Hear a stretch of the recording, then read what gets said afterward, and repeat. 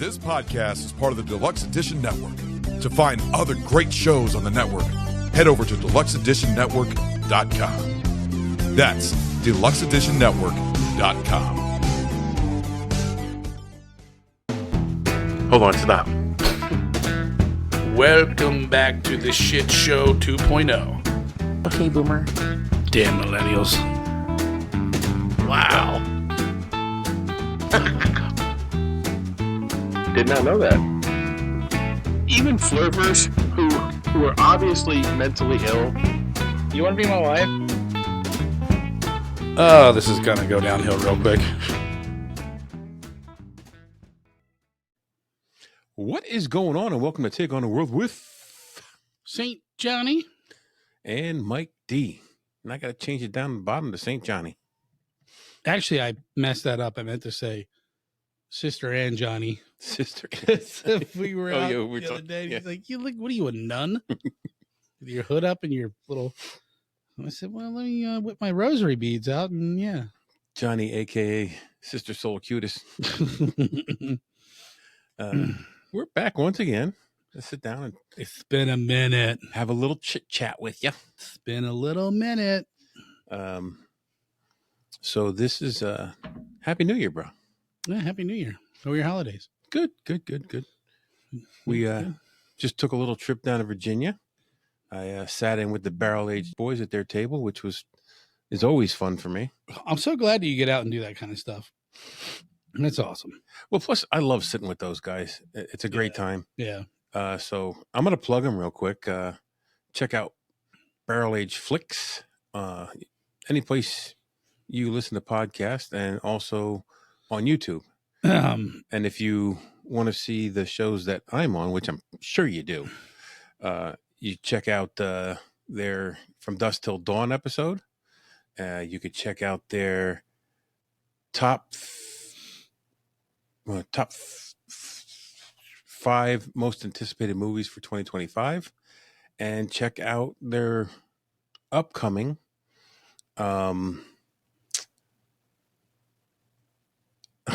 Big Lebowski episode. Yes. So Big Lebowski. Big blah blah. Yeah, the Big Blah. The Big Lebowski has always been a favorite of mine. So Which I have still never watched. How can you have never seen the Big Lebowski? I don't know. I don't know. Yeah, it's not a movie that everybody likes. I happen to really enjoy it. And as always with what I do with this show, I do research and I find obscure trivia facts about the movie, and that's what I take down and contribute to their show. So, and I got to give it to you, man. You really do your research. I like knowing that last topic I gave to this guy.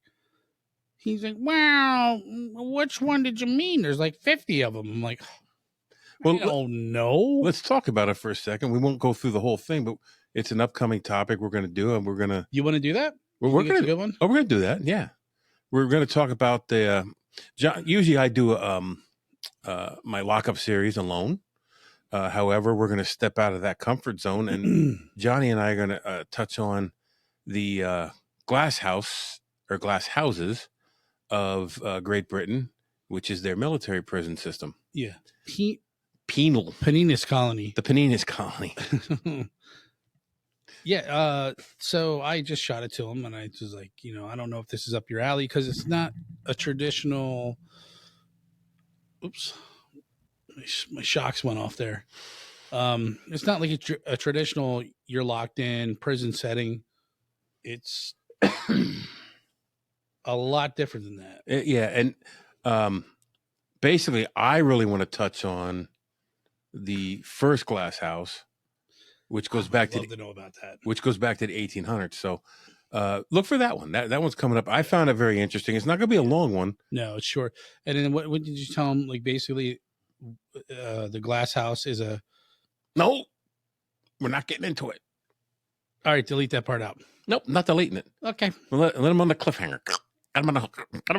Wani, jump ahead. Hit the button. No, the other one. You. The yum. This one.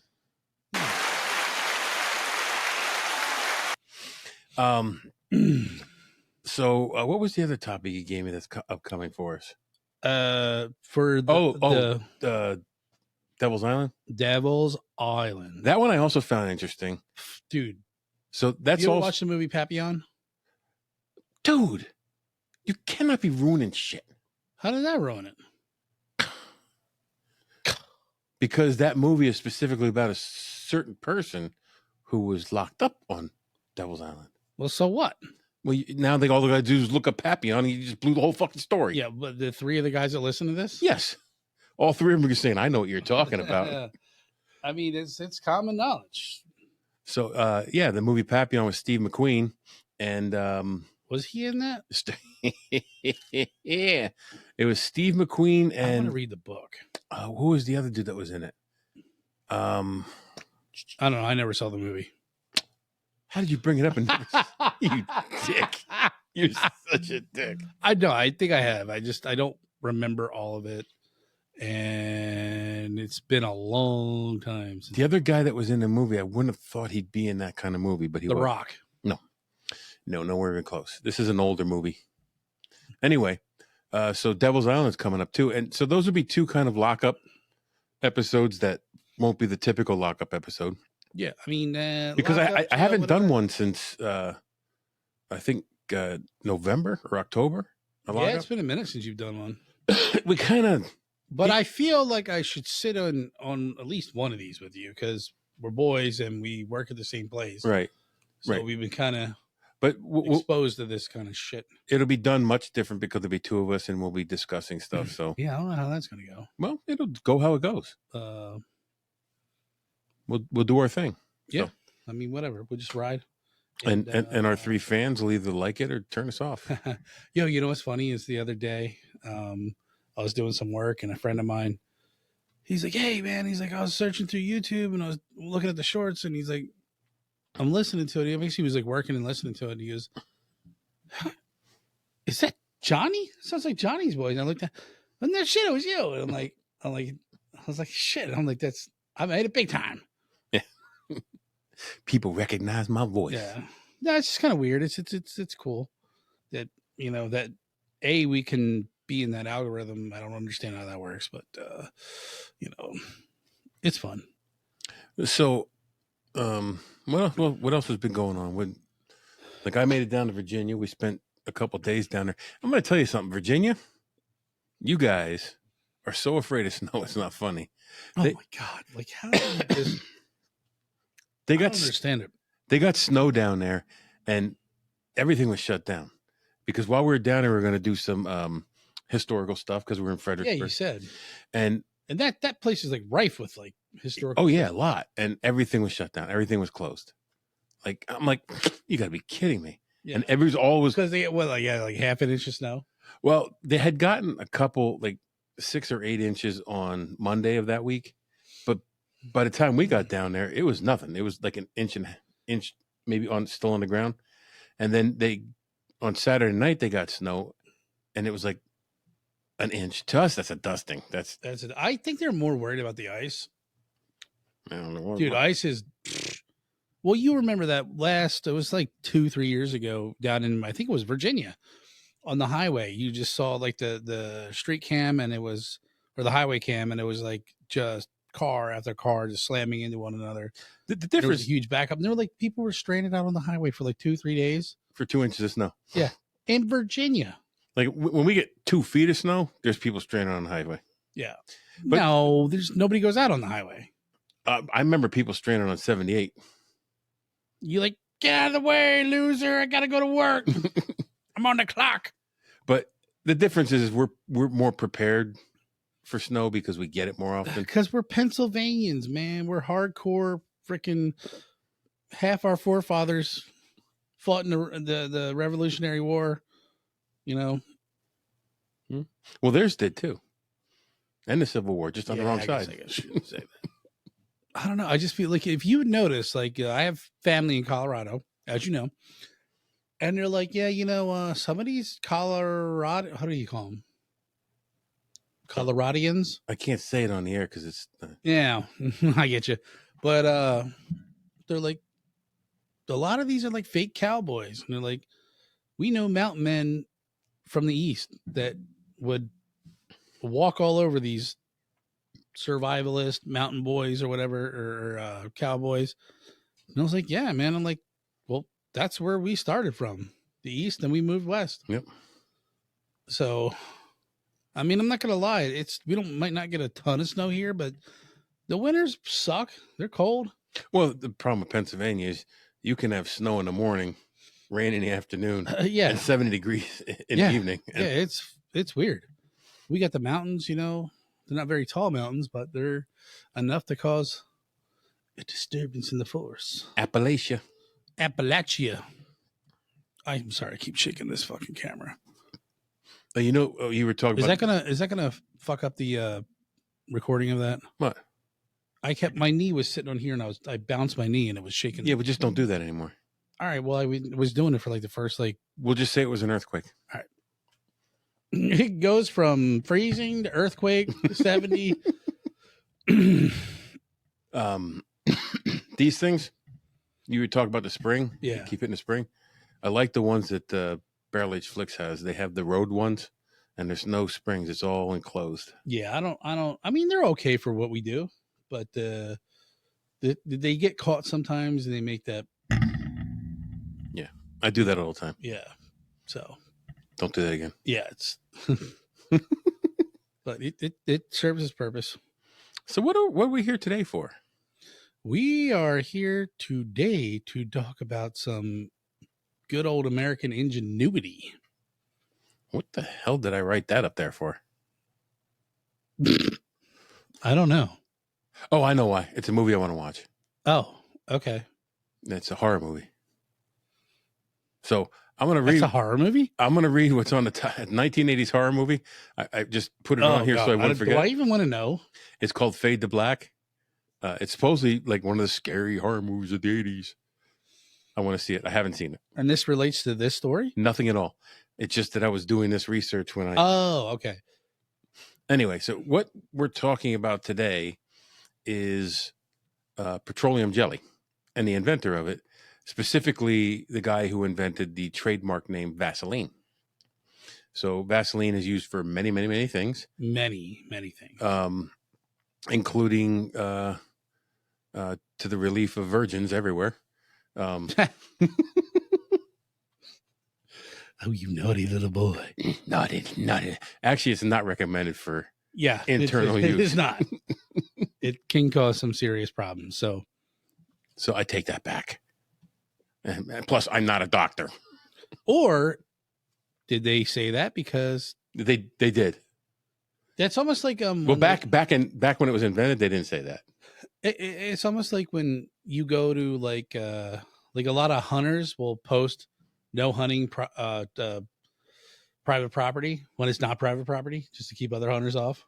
Okay, you know what I mean. So it's a long-winded like comparison, but you understand what I'm saying. Yeah. So Vaseline has been to the North Pole. No shit. They used to rub it on chickens to keep them warm during the winter. What else did I have? Who would be the chicken rubber?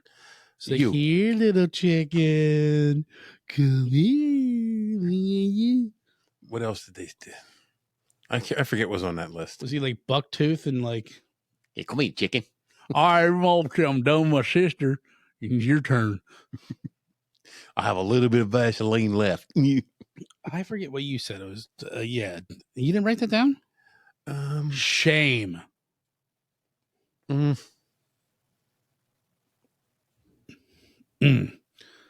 Tisk.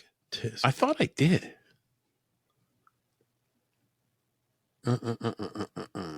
Well, we'll get into it if it is. I'm sure we'll think of something. Anything that needs to be rubbed, Vaseline. So the name Vaseline comes from a combination of a German word and a Greek word. The German word for water. I thought this was very interesting. Which is Wasser. Wasser. And the Greek word for oil, which I'm going to butcher it, but it was ilion. Ilium. And if you put the two together, and the INE was added as to make it seem like a medical product. If you put them together, it's Vaseline. oh, what if it was gasoline? He's like, this product sucks. He's like, it burns everything. The inventor, Oh, sorry, my nose. was he was like a lamp oil salesman. The lamp oil that they made from whales, sperm whales. Blubber. They would there was an extract in sperm whales in their heads that they would specifically make lamp oil from, which at that time, almost all lighting was lamp oil. So this is back in 1837. God, could you imagine that? Like having to carry around like a melted cauldron of whale oil. Yeah. Like, I wonder what it smelled like. It probably didn't smell like anything. I mean, what's for dinner? Hey, is that bacon? No, it's a dead sperm whale I found out at the dump. So he was a self-taught chemist. His name was Robert. I know a couple of them. Robert Augustus Chesebrough. Chesebrough. No, Chesebrough. Is it chess? Chesebrough. No, it's cheese. No, it's Chesebrough. Chesebrough. Chesebrough. He also he made chess pieces out of cheese. Yes. Chess cheeser. He was an American. He was born in London, January 9th, 1837 to American How does that parents. make you an American born? That's what I heard. They said he was an American. English born American. English born American. So he was born in England, but he had American parents. So after he was born. That still makes you English. No. You're born in England, you're English. You have American parents, you're American. Marca. You're Marca. So he had a screaming eagle tattoo over his shoulders. When he came out of the womb, he had that. So he was born there. He was raised in New York City. Ew. So he began his career as a chemist, making the lamp oil. Another. I live in New York City. Don't make fun of me. Oh yeah. Speaking of don't make fun of, I'm not gonna get into it. Making the sperm oil, lamp oil from an extracted oil from the sperm whale's head. Which head? Brain. Okay. The development of coal oil and the rise in petroleum from Titusville, Pennsylvania. What? Pennsylvania? Did you look up where Titusville is? It's Western PA. Is it Northwestern PA? Northwestern PA? I don't know. I would figure it would be like right where the coal vein is, right towards us. It's probably on the New York border. Since I think that's what they did say it was. It was on the New York. Let's pause for a moment. Pause. To look at maps. You want to pause for a minute? Well, it's just north of Oil City. Oh, it's up near Erie. Oh, that is way west. So what is Pennsylvania? Just like a gigantic. It's between coal Pittsburgh vein? and Erie. So there was a huge oil boom in Titusville area of Pennsylvania.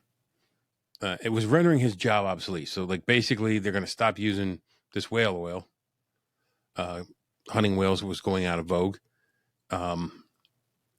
And he was 22 at this point. This is 1859. So he's getting kicked out of a job. He's like, oh, what the fuck am I going to do? So he was going to bet all of his whole life on doing something with oil. Right. So he took his life savings and bought a ticket from New York City to Titusville, Pennsylvania to meet with some oil barons there. So I want to meet the oil barons. Yeah, Jay. Care for some caviar and some whiskey? Yeah. Pork chops and applesauce. What? Pork chops and applesauce? It's from Brady Bunch. I don't remember that. Pork chop, snapper, snap. So he went there and he toured the oil fields, and he saw one of the riggers scraping this dark, thick goo paste off of the oil pump joint, and he's like, "Hey, dude, what the hell is that shit?" And he saw them like some of the guys were rubbing it on their hands. And they explained to him it was this troublesome wax like gunk that came up with the crude oil that would stick to the rigging. If they didn't scrape it off, it would cause the derrick to fail. The rigging, it would cause the rigging to fail because it would clump up and clump up. So basically, to them, it was junk. So it would cause stoppages and all kinds of problems if they didn't take care of it properly. And he explained, well, why are they rubbing it on their hands? And he said, well, if we get cuts on our hands, you kind of rub that on, and the cuts kind of heal faster. And he's like, really? Cha-ching! Yeah. He sees money signs, so he says, hey, can I get opportunity? Can I get a couple samples of that? And they said, here, take buckets full of it. And they were laughing at him. Like, he's gonna take this worthless crap. Idiot taking this fucking basically, shit that we probably got to dump somewhere. Or nowadays you'd probably have to pay to get rid of it. Or they probably just dumped it in a river back then. So he knew, because it was worthless, that if he could come up with something with this, he could make large margins off it, because they were just tossing it away. So he took the next 10 years and he perfected to make it colorless, odorless gel that we know today. I wonder what it originally smelled like coming out of the oil derrick. It probably smelled it like crude oil. Smelled it. What does crude oil smell like? It's nasty. Is it? Did you ever go down to the steam plant when they're filling the 6 oil down there? Or the 6 oil? No.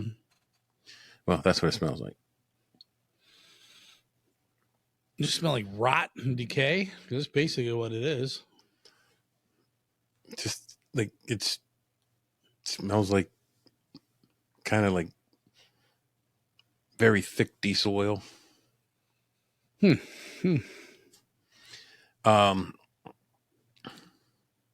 So at that time, towards the end of the 19th century, the only such oils that were available were either rank or they were prone to spoil and become rank in short order. You had lard, you had goose grease, you had olive oil. Goose grease? Yeah. You had garlic oil, and you had something called mustard plaster. Jeez. What's mustard plaster, you ask? I'm glad you asked, John. Plaster of mustard? Because I looked it up. My boy. So what they would do is they would take this extract from mustard seeds and they'd put it on a bandage, and they would cover wounds with that. Jesus. I usually cover my pretzels with it. Yeah. I usually put it on my hot dog, but yeah. Turns out I spilled some of my cuts in my hands and it worked just as well. So they would make some kind of salve with it and put it on, and it didn't work particularly well, but they used it. Oh, it's supposed to burn that bad. Yeah, you'll be all right. Stop being a cry sacker. Yeah. So Robert was determined to succeed. So he was so determined. You told me this. Yeah. Well, then you one up me on this then too. Go ahead. You want to tell this part? No, go. So he was so determined to succeed that he would stab himself, cut himself. Oh, that I didn't. He would stab himself. Yes. He would drip acid on himself. Jesus. And then he would apply this salve to it to show how well it worked. And what he would do is he would do that on the roadside. Yeah. Or when he was trying to go sell it, he would do that. And then he would show them his other hand where he did it the other day. Yeah. And he would show how well it was healed. And he would go to all these pharmacies. He goes, look, I did this. And he'd stab or cut himself. I did this the other day, and look, how well it is. Yeah. And they all the pharmacists said, no, fuck you, get out. Snake oil. We don't want it. So instead of going to the pharmacies because they were uninterested, he would he just took to the road. He started doing roadside demonstrations. Took his wagon and his horse. Yeah. So he would I'll show them. he would do this on the road. Stab myself to death, make sure this brings me back to life. He would do this on the roadside. He'd stab himself, cut himself, drip ass. He's like, And watch this one. I just put some Wonder Salve on it. Just dies. I'm alive. He just kills himself. That's fucked up. He's like, can't even put the salve on his neck. So, and then what he would do, which this is the first time this is known to have happened, he would give away his product. Oh, I didn't know that. I thought you were going somewhere else with that. This is the first time that it's known to have happened where someone would give away their product and then he'd leave town. So they're wanting more. They're wanting more now because it's working for them. Where's that Vaseline guy? You seen that Vaseline guy? I need my. They would go to the pharmacy and all these people are coming to the pharmacy. Hey, I need more of this. And they would say, well, we don't sell it. Why is this not a thing? But you know what I mean? But we can get it in. So orders started rolling in then from the pharmacies because everybody wanted it. Because the pharmacy didn't give them. Hey, listen, you got a back order of like $20. That's like the whole town. Whatever $20 would be. I don't know, whatever that'd be back then. Yeah. Probably like $1 million these days. So old lonely crazy McGruber lady wants a jar of your Vaseline oil. I don't know what for. The pharmacy didn't care if it worked. All they knew is people wanted it. Right. Oh, so that's when they wanted to start selling. That's when they started selling. Fucking goobers. Plus, people were seeing results. So now I'm going to Mikey jump ahead for a second. Whoa. Oh. Oh. Pew, pew, pew, pew, pew. Mikey jump ahead. First time ever. It was later proven it had no medicinal value at all. Right. But what it would do is if you had a cut on your, like you're talking the late 1800s now, where infection killed a lot of people. Yeah, for sure. So if you had cuts on your hand and you rubbed this stuff on, it would cover the cut and protect it. So you weren't getting bacteria you wouldn't be prone to infection then. Yeah, I mean, what's it? It blocks the it keeps it. Ow! I just bit my tongue. Son of a bit. So, all said and done, it would help with preventing infection. So it did help medically, but not the way he thought it did, or anybody thought it did at that time. Right. I don't think they really. But didn't know shit back then. Right. The germs and all that stuff. Nobody knew that at this point. Yeah. So the orders are coming in droves now because now if he took a pair of scissors and like cut his finger off, rub some Vaseline on it, and that shit grew back, that'd be amazing. Be like, yeah, watch this. I don't think it works like that. I did mention that was the first known advertising strategy to give away a product to encourage future purchases. So he's a pretty savvy businessman. Oh, so I mean, he's getting it in. He's going horseback, cutting himself. By 1874, he was selling 1,400 jars of Vaseline a day. Wow. Which back then, that's a lot. Yeah. So in 1870, Chesebrough opened his first factory. The first reference to the name Vaseline was in his U.S. patent. Quote, I, Robert Chesebrough, have invented a new and useful product from petroleum, which I have named Vaseline. So he patented the process of making petroleum jelly in 1872. I would really like to see how this shit, it's probably like a secret. I don't know. But other people are making it now, so it can't be that secret. I'd like to see how this process is done. Turns out it's like bad. They're just like shooting baby whales in the head, like one at a time, and like extracting their blubber out of their face. It's like, oh God, what? By 1875, Robert founded the Chesebrough Manufacturing Company, which is the company who was on the original packaging for Vaseline. I'm going to see if I can find that because I found a picture of a little Vaseline jar. I wish they would make that little jar again, that little tin. That's what I found. I just think, but like, I wish they would make the little tin. I think they still do. I think that's so cool. It's like everything's plastic nowadays, and it's like plastic. You fucking winds up in the ocean. We drink it. We eat it. It's in our food. Stop eating turtles, and you won't need it anymore. Yeah. Every time you use a plastic bag from the grocery store, a turtle dies. So here's the note. While the first success for Vaseline came as medicine, it was later proven to have no curative power whatsoever. The only advantage was that it kept grime and bacteria out of injuries, which that in itself was a huge deal at the time. Right. Well, absolutely. Well, I mean, did they know that? Did they even know, like, was bacteria a word or term? No.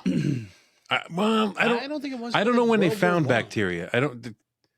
Because World War I, when they discovered that basically penicillin was mold, and it like was not an antibacterial, it was a antibiotic. So I think this was before then, wasn't it? I'm not sure. Yeah, I'm not either. So Chesebrough didn't get that memo that it wasn't a cure because he came down with pleurisy. What the hell is that? Okay, I knew you were going to ask, and oh, you fucker! I thought, Johnny's going to ask what pleurisy is, and I'm not exactly sure. I knew it had something to do with the lungs. He just couldn't stop saying things in plural. Yeah, he said he put S's on everything. It's Vaseline's. So, like the Canadians. Pleurisy is an inflammation of the lining of your lungs, pleura, which causes sharp chest pains. Chest pains usually worsen when you breathe or cough. There's more to it. It can cause fluid on the lungs, similar to pneumonia. Ammonia. So Robert drenched himself from head to toe with Vaseline, and he soon recovered. From pneumonia? From pleurisy. Pleurisy. Shortly before his death, it was revealed, and this is disputed, so I'm just going to put that out there. But before his death, it was revealed that he had been eating a spoonful a day for several years of Vaseline. That's great. I wonder what brought him to do that. Like, what made him think that, like, maybe this jelly from whatever the fuck he made it from was like, it's gonna cure my my lung disease. Yeah. Was he smoking it? Like, he was eating it. It displaces water, so maybe. You just eat it and like the water boils off in your lungs? I don't know. He passed away in 1933 at his home at age 96 at Spring Lake, New Jersey. So there's a writer who wrote about Chesebrough and how he sold this product. They say he, quote, said he peddled the product with the zeal of an evangelist. Now that I can see. He used release the demons, slather myself. Oh! He demonstrated the effectiveness of Vaseline as an epidermic cure-all by holding his hand over an open flame. Then extolled its virtues and tried not to faint while applying Vaseline. Presumably the wounds would heal by the next roadshow. See, now that is funny because you ever read on like the Neosporin whatever healing cream. And if you get a burn, Don't put that shit on it. Put Vaseline on it. Don't rub butter. Back then, they would rub butter on it. Yeah, and I'm wondering, and I heard a thing too that during the World War II or Korean War, when guys got really bad, severe burns, they would get hot coconut oil and they would rub it on their burns, and it like went away. So I'm wondering, do these companies are like shit talking Vaseline so that you don't use it? You know what I mean? Like, hey, don't use that product. It's bad. It's bad for you. Bad. Definitely don't eat it. You want to get constipated every now and then. It's natural. I think I also read someplace, I could be wrong on this because I read a lot about this, that at one point while he was still alive, they were selling a jar every second. Wow. While he was still alive. I mean, I love the product. I use it all the time. And I think more people should. I really do. Well, I know if you're going to be out in the cold, if you rub it on your cheeks.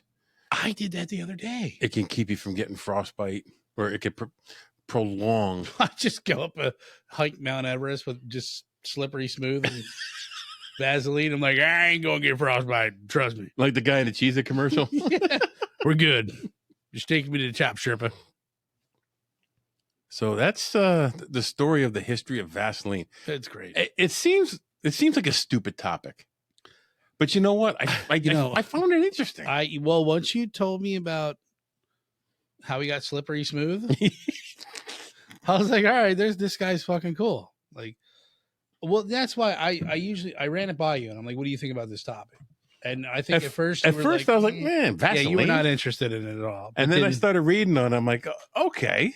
But I mean, I think there's a lot to be said about like a lot of American ingenuity or doesn't have to be American, but like people who come up with a product and you don't know what they had to do to like push that shit and sell it. And I kind of like when How It's Made is on, or on the Pennsylvania network where they show the factories in Pennsylvania. Yeah. I love watching that shit. Yeah, it's cool as shit. I love the science of stuff. And then plus also, which is why I like making beer. He has that connection with Pennsylvania. Yeah. Which is kind of cool because we, that's where we live. So, I mean, Pennsylvania played a big role in, Let me see if I can show you Titusville on this map. Let me see if I can pour another beer.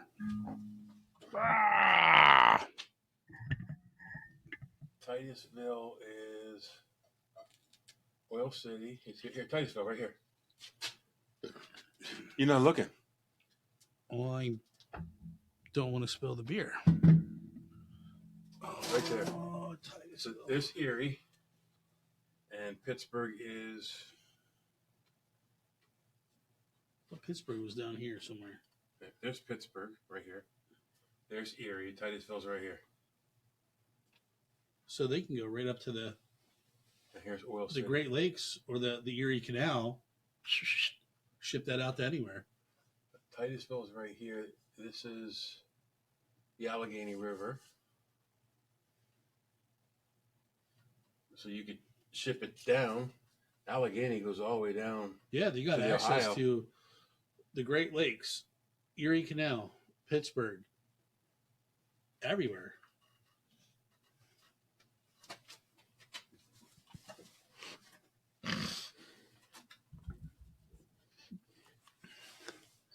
So that's that, dude. Yeah, Chesebrough. Oh, yeah, pull that in a little closer. Yeah, so that was fun. Yeah. That was interesting. Oh my God, dude. Yeah, by the way, it's cold outside. It is cold. What are you laughing at? Nothing. What's so funny? Nothing at all. Oh, they also used Vaseline as a makeup remover. Really? I don't know how. I don't wear makeup. How do you get your makeup off? Vaseline. Now, won't use those harsh chemicals anymore. Your skin's getting older. Can't take that harsh abuse. Can't take that lack of moisture. I mean, I was just wondering how when you go out and drag, if you get your makeup off. You know, maybe I might want to just go home and get slippery smooth On rubber sheets. Anyhow, so we took on Robert Chesebrough, the inventor and maker of Vaseline. Now you go take on the world. One last thing. Okay, go ahead. Nah, I shouldn't say that. I was gonna say, isn't that what they put in like when a boxer gets the cuts? Yeah. And it like plugs up a leaker. Yeah. That's crazy. Yeah. Maybe we don't need tourniquets. You just slather Vaseline off a blown off leg. Good to go. Get back to work. Now you go take on the world.